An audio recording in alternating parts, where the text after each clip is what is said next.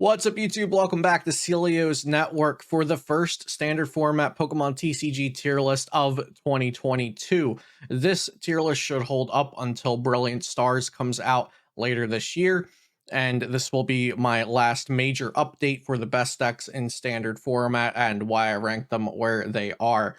Before we get into this, shout out to PotownStore.com, the best place to get PTCGO codes, and please use code Celio for 5% off over there, as well as code Celio for 5% off on physical Pokemon cards at cardtroopergames.com. Using that coupon code at both of those sites helps me and the channel out. And you can find all of my standard format deck lists at PokemonCard.io. I also recently signed with Beast Coast, so check us out over at Beast Coast Pokemon on YouTube or beastcoast.gg for the official website. Now let's get into this tier list. So I have it all here on the screen already, so if you just wanted to click on and see what I put on the tier list where I ordered it, click off, there you go, you got it. But I'm going to explain why these decks are where they are, and also talk about some other people's rankings of the decks as well, according to statistics. So of course we've got Mew VMAX up here as the best deck in format.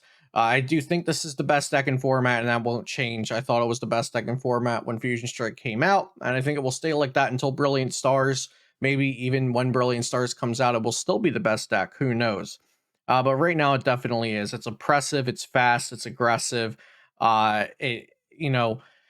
It's consistent because it can run just 6 energy in the deck most builds are using right now, and it plays a heavy count of Boss and Alessa Sparkle, the Genesect draw cards. You have some stadiums in there to bump Path to the Peak, but Path to the Peak decks aren't very good right now, other than Jolteon VMAX pretty much.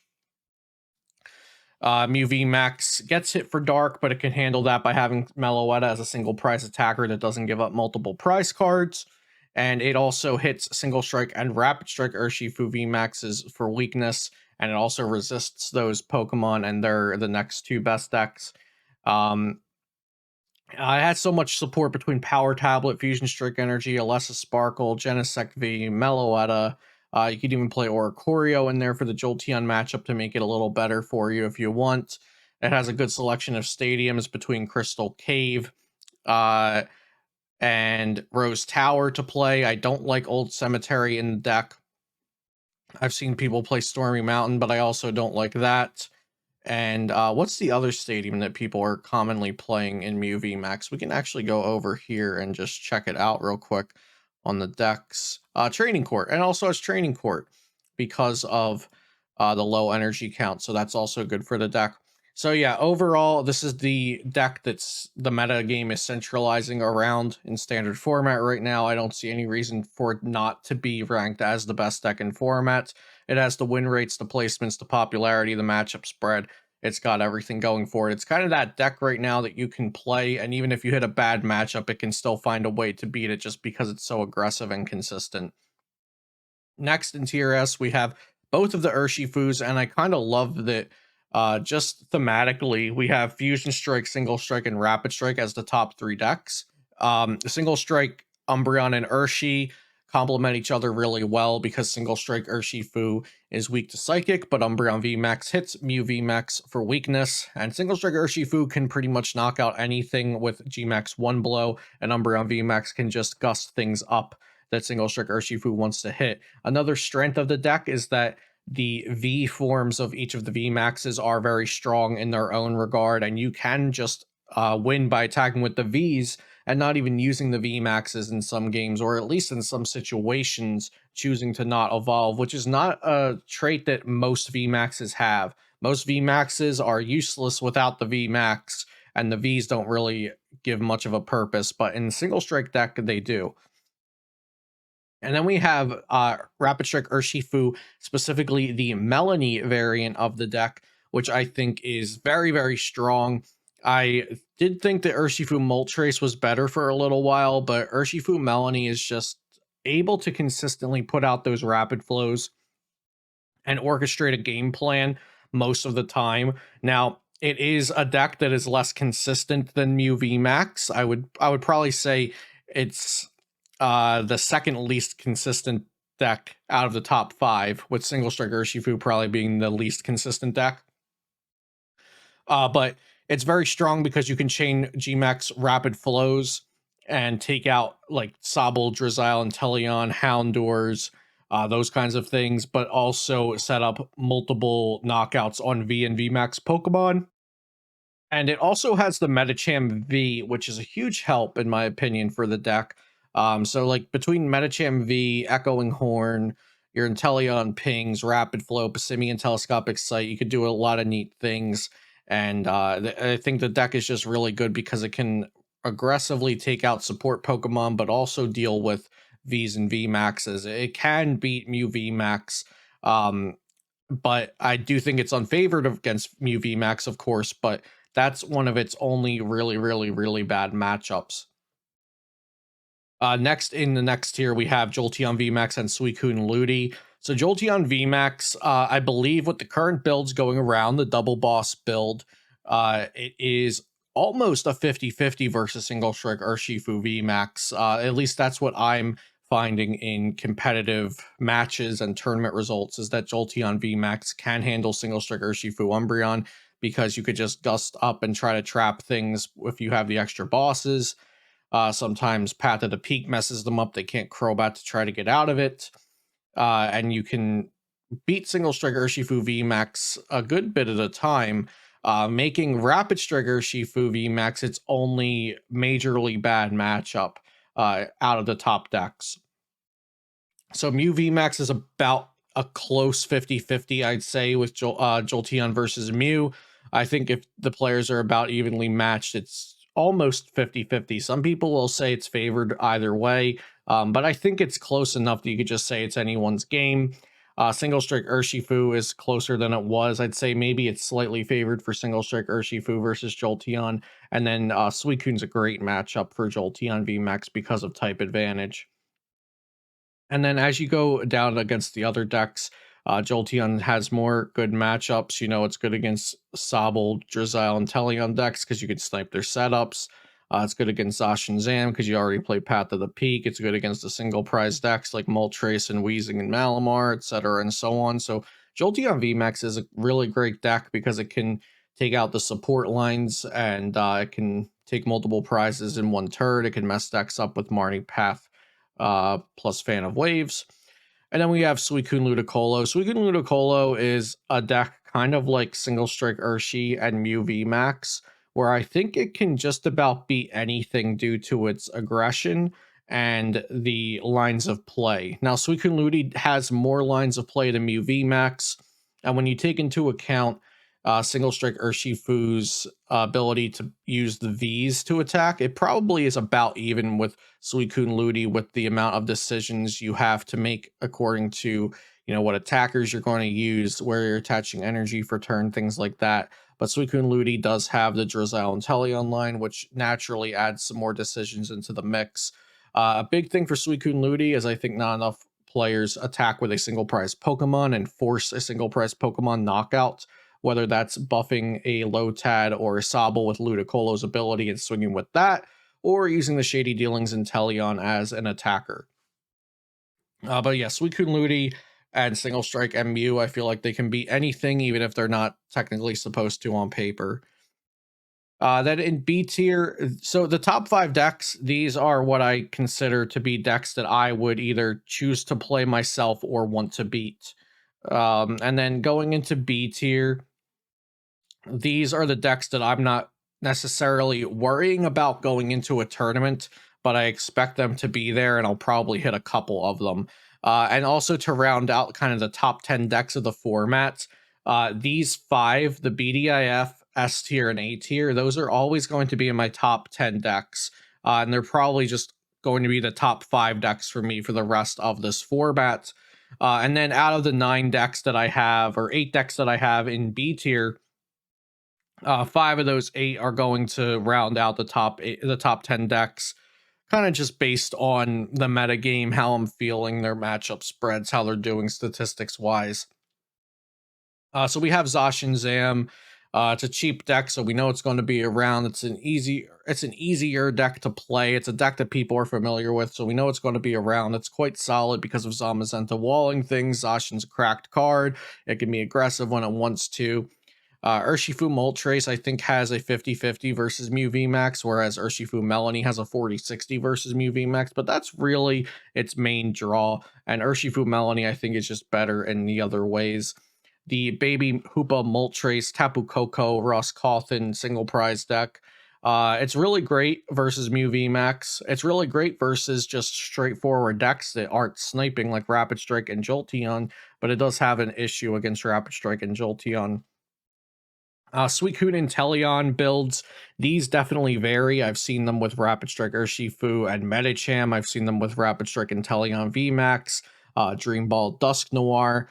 But the version that Tate Whitesell and I built, the one with hammers and fans, I think that's probably the one that's been performing lately. So we'll just have this represent the hammers build, which I do think is pretty good. And Suicune and Teleon non-Ludicolo variants definitely are good. It's very, very hard to quantify how we can compare Suicune Ludi to Suicune and Teleon without Ludi, and if it's ever better to just play Suicune and Teleon without Ludi. But it's very, very close because the Phantom Waves and Hammers definitely get you wins, but it's hard to say can it match Suicune Ludicolo, so which is why I have it in the tier below. Ice Rider Calyrex VMAX with or without Suicune. That's the one deck I left out down here, which was just Suicune Ice Rider, but I felt there was no point to list both of them on the tier list. So Ice Rider Calyrex is pretty good. Metal isn't the worst weakness to have right now. It's a little bit chunky with 320 HP. It only needs 2 energies to attack. It dishes out a good amount of damage. You can play Phantom Waves, Path to the Peak, Crushing Hammers, some combination of those. You can play Suicune as a 2-prize attacker, or you can just try to utilize Shady Dealings and Teleon as a single prize attacker. But the deck's pretty solid. It's just not anywhere close to being like best deck in format. That's kind of where I'm at with these B tier decks. Like, they're nowhere close to being best deck in format, in my opinion, because these 5 decks are just kind of locked in the top 5 for me. But they're still quite good. They still place well at tournaments. They can even win a tournament. They're just not the overall best decks. They're not what the meta is centralizing around. Leafeon VMAX. I love Leafeon VMAX. It's good against Single Strike Urshifu, but it's got a rough time going on with some of the top decks. Jolteon VMAX can be rough. It has free retreat. It's sniping your Sobbles, Drizzles, and Teleons. Mew VMAX has free retreat. You don't like that.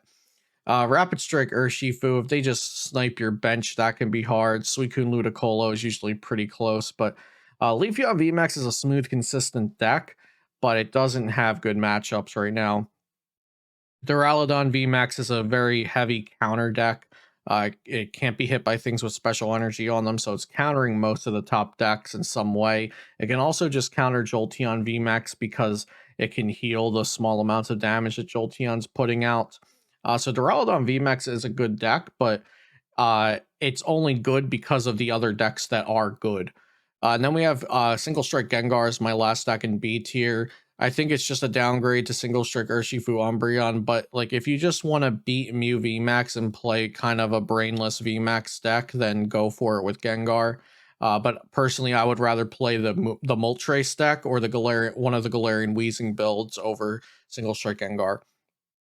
I'm not going to go too into detail with all the rest of the decks. I know Victini has been having a little bit of success in online tournaments, but I'm skeptical of the deck.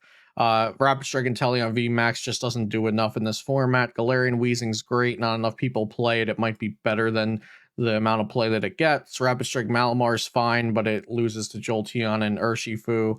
I don't know why you would play Rapid Strike Urshifu without Moltres or Melanie, but the card is just good enough that a variant without those is still going to see some success.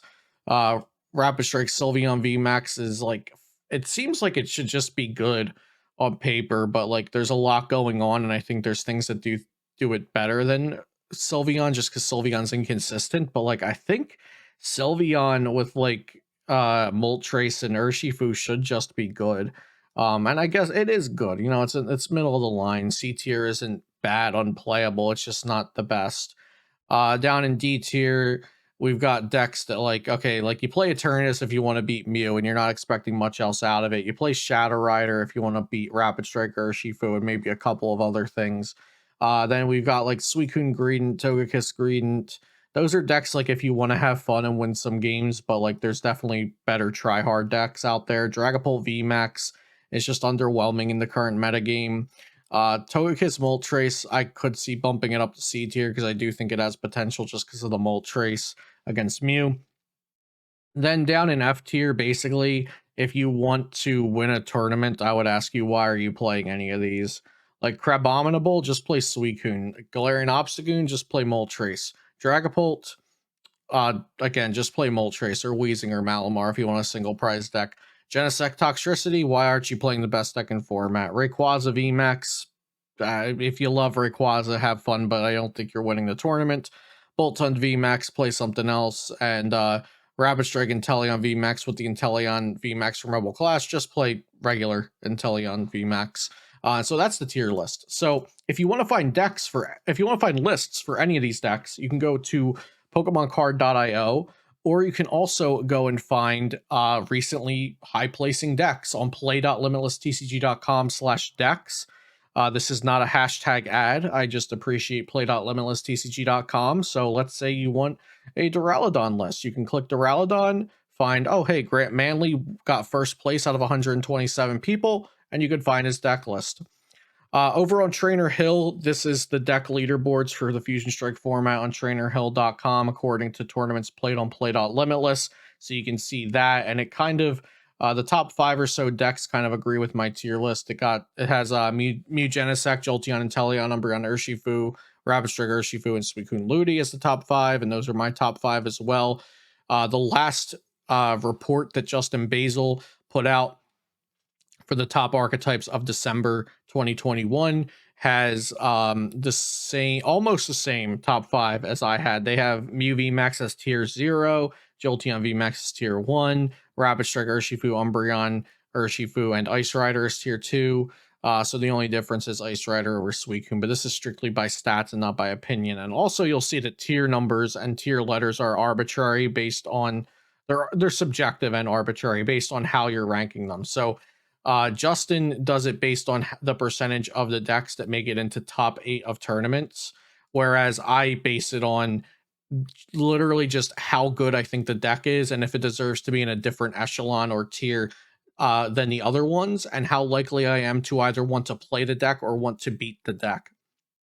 And then we also have statistical rankings from Cashvinder Singman, or Cashman as you may know him on Twitter, who is a good player himself, but also does some stats work. And you'll see he has Mew, Jolteon, Duraludon, Rabbids Trigger, Urshi, and Single Trigger. She has the top 5 of the week based on statistics for the last week of December. Or I guess not the last week of December, but like the last full week of December with tournaments going on Play Limitless. So yeah, there is my tier list for the beginning of 2022 up until Brilliant Stars comes out. So I hope you guys enjoyed this video, and be sure to subscribe to the channel for daily Pokemon TCG content. Check out my sponsors and website links in the description down below. I think I just punched my mic, and that's going to be the end of the video. So thank you for watching. Have a great day, and I'll see you next time here on Celio's Network.